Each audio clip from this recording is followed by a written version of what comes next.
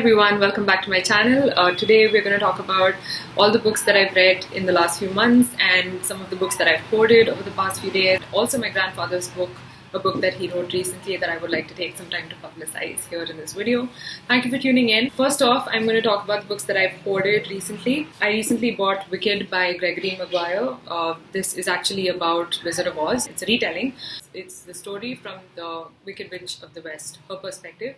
So you get, if you like Wizard of Oz, if you're a huge fan of it, then you should definitely read this book. I haven't yet started reading it, but I'm really excited, and it was recommended to me by Lena Norms. I will link her booktube channel in the description box down below. She also has written a thesis on this book, so I'm really expecting it to have a lot of interesting things in it. So really looking forward to reading this. The next book that I've hoarded is The Snow Child by Yuvan Avi. It's set in Alaska, and it's about two parents who can't have a child. They're living in the wilderness in the 1920s, and they sort of see the spirit of a little girl outside their home. And I think that girl comes into their lives, and it's basically historic fiction. I love historic fiction. I've never read historic fiction set in Alaska in the 1920s, so I've also heard really good things about this book from lots of people on Bookstagram, so I'm really looking forward to reading it. And let me know if you've read this, and I would love to hear your thoughts on this book. The next book that I've hoarded is Ali Smith's Autumn. She's written the seasonal quartet, so there's 4 books totally. There's Summer, Autumn, Winter, and Spring. I have not read any of them. I will be starting with Autumn, which was released way back a few years ago.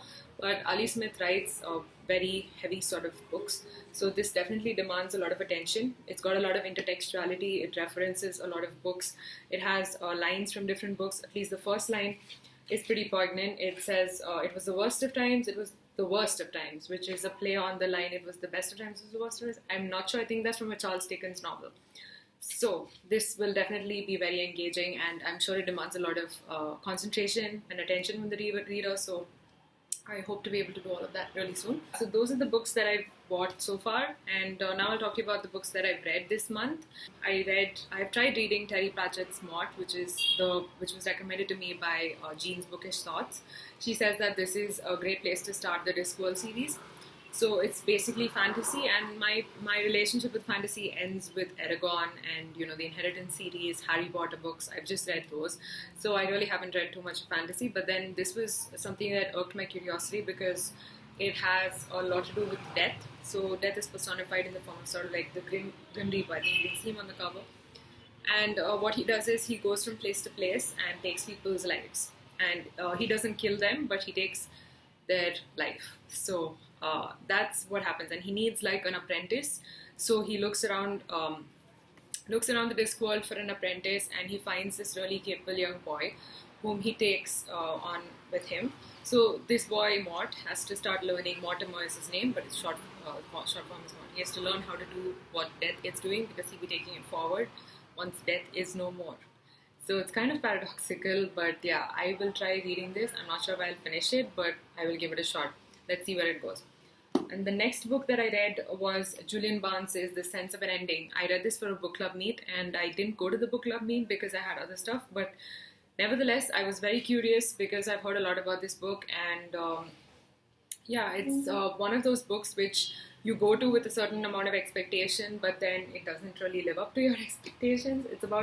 It's really absurd, and at the center of this book is this guy called Tony, and he looks back on his life from when he was a child to growing up, being an high school boy, teenager, and the kind of exposure and academic life they have. It has secret history vibes as well, but yeah, we really don't know. He's an unreliable narrator, so we really don't know whether what he's saying is true. And in the end, what happens is the end is just really weird. Like, it took me a while to sort of digest what happened, and I still can't figure out whether that's really what happened or was there something else. So if you read this book and it left you feeling disturbed, which is what I've heard a lot of people say about this, let me know why, and let me know what you thought of the ending.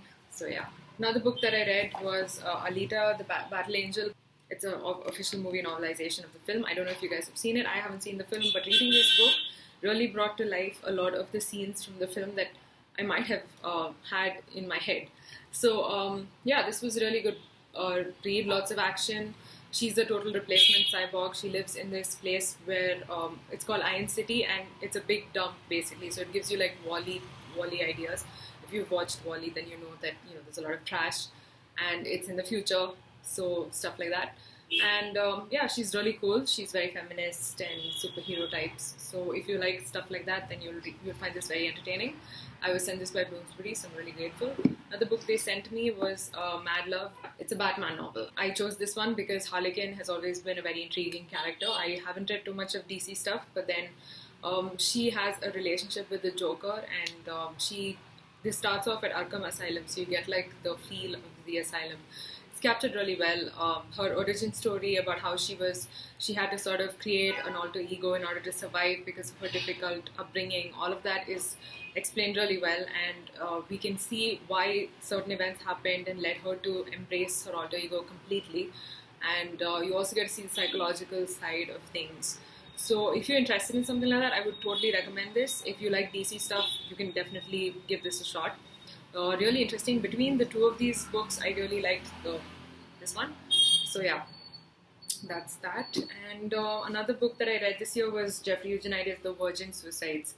So I have read Middlesex, enjoyed it. I've read Marriage Plot, okay, that was great as well. But this one was dark from the beginning, and it's about five girls living under the same roof. They're like Catholic girls, and what happens is all of them commit suicide in quick succession, and we don't really know why. And it's kind of just really creepy, and I believe that such things do happen in real life. Fiction is sort of just building up on those events that happen in real life. It's about adolescence. It's about, being confused, and while you're growing up, not being able to figure out what you're supposed to be doing, and going off track. And it's really dark, basically. I don't recommend this if you are not into dark stuff. Right. The next book is one that I absolutely loved, and it is something I totally recommend everyone to read. For a book of non-fiction, this is written in a very lyrical way. I love Jhumpa Lahari's way of using words in this particular book. She writes about her experiences learning Italian. She wanted to learn a different language because she already speaks English. She also knows a bit of her mother tongue, but then neither of those languages are really her own language. So she went out looking for a different sense of identity, and she turned to Italian because she believed that learning a new language, a European language, one that had nothing to do with her past or her present, would really help her figure out her real voice as a writer. So this is written really well. It's a quick read. I read this in the airport while waiting for my flight, finished it in 2 hours. So highly recommended if you love books that make you think, are written really well and have really thought-provoking lines, then pick this up. And finally, I will tell you about the book that my grandfather wrote. It would be really nice if you guys could give this a shot. It's called Evergreen Truths Through My Critical Lens. So my grandfather is around 90. Okay, he's in his 90s, but he wrote this book, and he's written it really well because he taps into his own experiences, and also at the same time, he's given a lot of talks and discussions at this meetup that they keep having every week. So he's done a lot of research, and he's talked about a range of subjects, everything from textiles to the different shades of love, thinking outside the box, and different subjects, stress and its control. So if you want to enlighten yourselves, and if you like a book that is thick and encyclopedic, and there's a lot of factual information here, but there's also a lot of research that's backing the claims that he's making. So if you like books like that, then you should definitely consider reading this. I will link this in the description box down below, so you can check it out on Amazon and support my grandpa. So yeah, thank you for watching this booktube video. I hope you enjoyed it. I will be back soon with more content, and let me know if there's any topic that you'd like me to speak about. Let me know if you've read any of these books and which one of these you actually liked. Really look forward to reading your comments and hope to be back soon. Also, Bookish love. Bye.